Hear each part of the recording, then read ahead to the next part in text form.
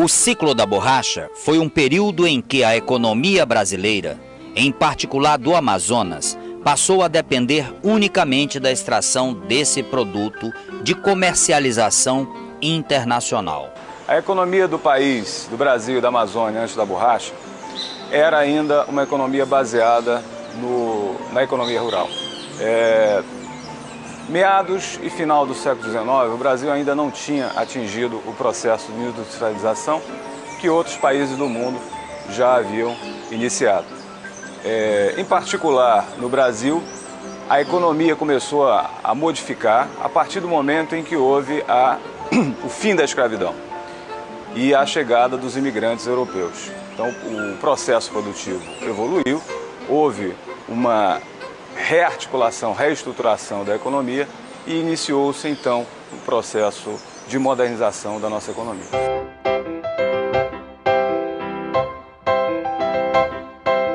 Bem, a borracha foi um produto que se enquadrou muito bem nas demandas industriais que se estabeleciam na Europa naquele momento. Em particular, na Inglaterra, que era o país mais bem industrializado do mundo. A borracha, depois do processo de vulcanização, ou seja, a composição da borracha fruto com o enxofre, com o calor, se conseguiu a utilização dela principalmente nos maquinários a vapor, na utilização de ferrovias e até nos cabos subterrâneos telegráficos. E essa demanda constante pela borracha e, finalmente, a utilização da borracha nos pneus dos automóveis fez com que a demanda aumentasse de uma forma exponencial. Isso fez com que também a produção aqui aumentasse e para cá aportou uma quantidade de capital significativa. O apogeu da economia gomífera se deu em função, como disse, dessa demanda e se articulou aqui na região uma organização produtiva que funcionava da seguinte forma.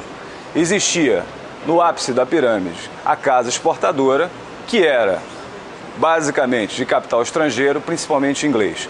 Depois a casa aviadora. A casa aviadora é aquela casa que fornecia mercadorias em troca da borracha. O patrão ou o seringalista, o dono do seringal e, no final da pirâmide, na base da pirâmide, os seringueiros. Da seringueira da Amazônia que promoveu toda a nossa economia, agora o homem, o seringueiro. Olha, meu nome é Manuel Henrique de Souza, sou conhecido por Jaime, né? Tenho 66 anos de idade, nasci no interior do Amazonas, divisa com Acre, uma cidade por nome de Boca do Acre.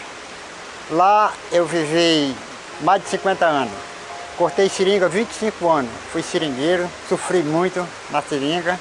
A pessoa que nasce e se cria no meio da mata, a finalidade era cortar seringa. Hoje em dia não, já modificou, mas antigamente era cortar seringa. Não existia outra finalidade de trabalho, tinha que cortar seringa. Então a pessoa tinha que aceitar. Aí era de onde vinha o sofrimento do dia a dia do seringueiro, né?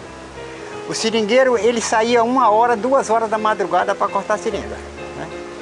Ele se levantava à meia-noite, meia-noite e meia, esquentava a comida, panela de comida de carne selvagem, feita mesmo lá na lenha, né? Ele esquentava, fazia aquele pratão de pirão, comia e se mandava para o mato. 1 hora, 2 horas da madrugada ele saía. Aí ele fazia o primeiro percurso cortando, né? Que tem o corte e a colheita, né? Ele fazia o primeiro percurso cortando. Quando dava 8 horas, 8 e meia, 9 horas, ele fechava o primeiro percurso, né? Aí ele entrava na colheita. Na colheita ele saía 10 horas, 11 horas, quando ele vinha chegar em casa era 3 horas da tarde, 4 horas. Né?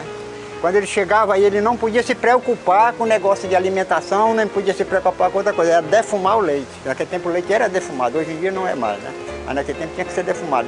Porque se ele não defumasse o leite, coalhava. Passasse da hora de defumar, coalhava. E se ele coalhasse, ele perdia o valor, 50% ou mais de 50% do valor do peso, que era a borracha com cernambi. E o leite é um e a borracha é um e o cernambi é outro. No próprio chão que é defumado é borracha. Passou a coalhou, que não dá para defumar, não é mais borracha, é cernambi. Então ele perde o valor mais de 50%, né? Então ele tinha que se preocupar com a defumação da borracha. Quando ele terminava de defumar a borracha, ele começava ali 3 horas, 4 horas, quando ele terminava era 5 horas, 5 e meia, né? Aí ele ia tomar o banho, ajeitar a janta dele, para ele jantar, para quando dá 1 hora, 2 horas da madrugada, estar de pé de novo. Não deixou saudade, porque foi uma vida muito sofrida, passei pela minha juventude, eu não gozei a minha juventude, a vida foi no meio da mata, né? Nasci e me criei por lá, me casei por lá e, vamos dizer, nunca passei, nunca dancei, nunca farriei, nem nada, né? A riqueza da Amazônia era o ouro negro, a borracha. Alguns estrangeiros imigraram para a Amazônia e construíram toda essa economia. Em função dessa demanda crescente pela borracha no processo de industrialização inglês e europeu, houve, no primeiro momento, essa articulação econômica das casas aviadoras, das casas exportadoras. Essas casas aviadoras, essas pessoas que se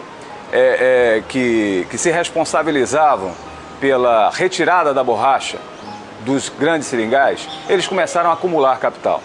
Esse capital vinha fácil e era utilizado aqui na Amazônia, em Belém e em Manaus, para gastos, na maior parte das vezes, supérfluos. Não havia um reinvestimento desse capital no processo produtivo. Essa talvez tenha sido uma das grandes desvantagens, um dos grandes erros desses barões da borracha. Então houve um gasto excessivo na suntuosidade, mas também teve coisas bastante significativas. Por exemplo, eclosão de um processo cultural importante aqui na Amazônia, a criação de grandes edifícios, Teatro Amazonas, essa casa magnífica também surgiu nesse período, as grandes construções públicas, mas ao mesmo tempo esse capital infelizmente não foi reinvestido no processo produtivo. A saída da Eva Brasiliensis da Amazônia para o Sudoeste Asiático, ela foi um processo racionalizado que durou bastante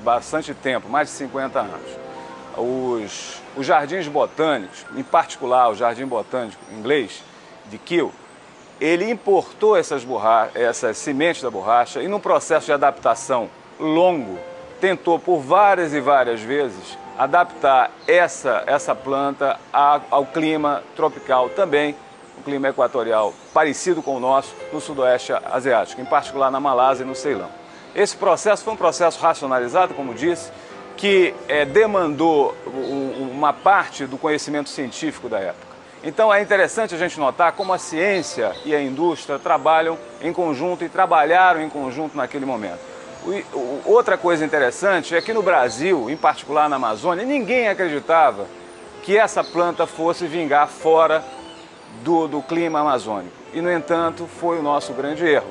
Porque quando começou a se divulgar a necessidade de plantar essas seringas na Amazônia, o que não foi feito, porque se imaginou que os recursos naturais fossem exauríveis, então o que aconteceu? Essa